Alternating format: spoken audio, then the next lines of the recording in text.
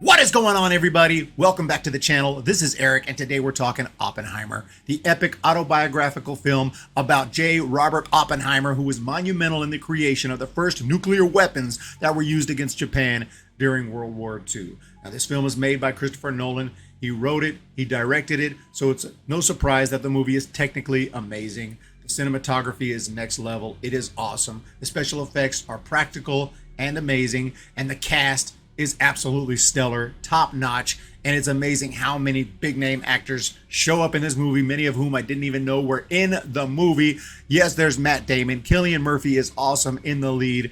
Emily Blunt is fantastic in this movie. Josh Hartnett shows up, who was in Pearl Harbor back in the day. Gary Oldman shows up as President Truman, and I don't really think he looks like President Truman that much, but he did a pretty good job. And just tons of other names just keep showing up. Robert Downey Jr. is in this movie, and it's just amazing. Just the cast is incredible. The story is super interesting, obviously, and I do feel like when the movie began, especially the first hour, that it moves so quickly, scene to scene. Scenes are really quick, and that's probably partially because J. Robert Oppenheimer's life is just so eventful. There's so many things that happen. There's so much that goes on that they have to move it quickly just to keep it 3 hours, which does end up feeling pretty long, which I'll talk about. I almost feel like this could have worked a lot better as like a mini series, 12 episodes.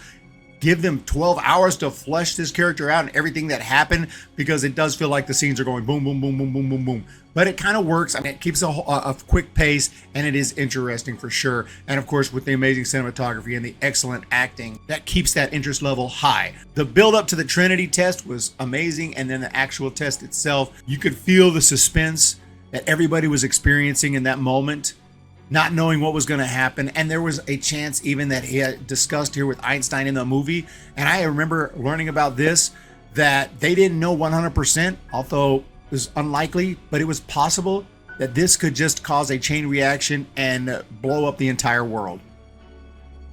Basically kill everyone in the world and just end humanity and practically life as we know it. So there were some big stakes in the dropping of this bomb, even in the test phases. And so it was really, really intense. And that moment was definitely my favorite in the movie.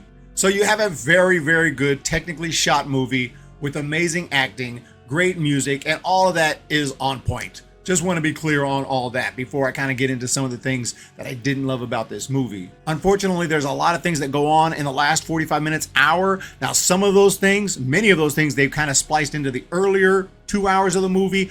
And I think that was to try to limit the amount of time all that would be at the end. They didn't want to have the test here an hour in, and then you have to sit through 2 hours of hearings, 2 hours of discussions about whether J. Oppenheimer should lose his security clearance.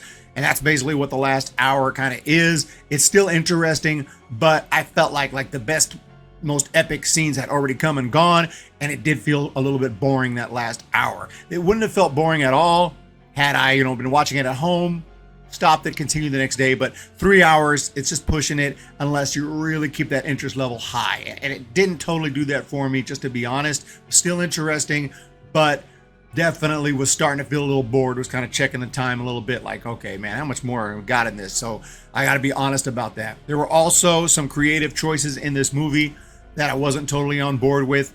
Anytime that I'm watching a historical movie, I kind of want to see it. I don't want to be taken out of it or reminded that, oh, this is a movie by some artistic choice. And there is some of that in here. That's just a me thing. There are also some sexual scenes in here that kind of surprised me. I didn't think about that would be in here. It's almost like, hey, we got the R rating, we got to use it. I think it was mainly to show his relationship with a certain woman, and that relationship ended up being bad for him because of her ties to certain things, without getting into it, just in case you don't want the story, you don't want to get spoiled. I'm trying to be vague, but I'm just saying I kind of get why those were there. It wasn't really something I was totally feeling in the film at that moment, and then the way they used it in an artistic way, that kind of pulled me out for a little bit. The last thing I'll say also, while the music was kick-ass, this is something that we've seen in other movies by Christopher Nolan, such as The Dark Knight Rises and definitely in Tenet, where the soundtrack, the music just boom, boom, boom. It hits so loud, and it's so loud you can't hear what people are saying. Like, I got music right now, but you hear what I'm saying. But have you seen those YouTube videos where they bust the music up so loud you don't know what they're saying. What's up, everybody? Hold me close till I get up. Time is barely on our side. I don't wanna wait. I missed about 20 to 25% of the dialogue in this movie. I have no idea what was being said. That's a major freaking problem. So I cannot ignore that. And if it was just this movie, I'd say it was probably me. But it's happened over and over again with Christopher Nolan movies. It's obviously a choice he makes. He likes that music to blare. He likes that music hard, and I feel that. And he also likes to splice in just like just big noises and at different times in the movie. Which okay, I didn't totally love it all. Overall, like Christopher Nolan's style is not my favorite style. He's a great filmmaker. Love the Dark Knight trilogy. I love a lot of Christopher Nolan stuff. The Prestige, Dunkirk, Inception, all really good. No doubt about it. But I'm just saying, there's some things about his style I don't totally love. So overall, this movie, it's getting great reviews, obviously. 98, 97% Rotten Tomatoes. I don't know, it's just kicking ass for sure with the reviews, both critics and audience. But for me personally, there's those flaws, which are serious, that I can't hear what they're saying sometimes. Some of the creative choices I'm not in love with. And the fact that it did feel a little bit boring, and I felt like it would have been better as a mini-series or something of that nature, made it so this is not a film I'm going to want to go watch again anytime really soon. It's probably not something I'm going to sit through for 3 straight hours, maybe ever. If I do ever watch it again at home, it'd be something I watch hour and a half, stop, finish it the next day type thing. It really did feel long. Now, maybe I was just tired, maybe it was just me. But overall, look, this is absolutely a great film. Don't get that twisted. It's a great film, but for me, I just don't find it as a masterpiece or freaking awesome for me personally. Okay, that's just me. But it does have all the great technical aspects, and I do love the great acting. The dialogue is excellent, and overall, it's something I would recommend. Just not something I'm going to be watching over and over and over again, just to be totally honest and totally fair. And I looked up the budget for this. There's so much dialogue. It's a talking movie. A lot of people talking.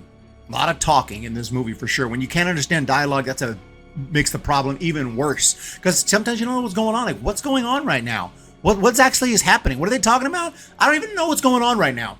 And that's because you can't understand the dialogue. Same thing in Tenet. So it's a problem. But I was going to say, I looked up the budget and I was kind of blown away, like $100 million. Don't get me wrong. There's some great special effects, some great practical effects. Obviously, the test was amazing. And I'm not saying it was cheap to put that together, but I was kind of blown away. This movie cost $100 million because it's just mostly just talking. Now, I know they had to pay these actors. That's probably a big part of it because the cast is so amazing. But I was kind of surprised because you know what else cost $100 million? John Wick 4. You watch that movie, you're like, how the hell did they make this for less than $1 billion? Like, that movie is just mind-blowing how the hell they even did it. So just an interesting thing, just something I made note of, but maybe I'm out of my mind on that and I don't know what I'm talking about. Maybe this movie was obviously a lot more expensive than I thought.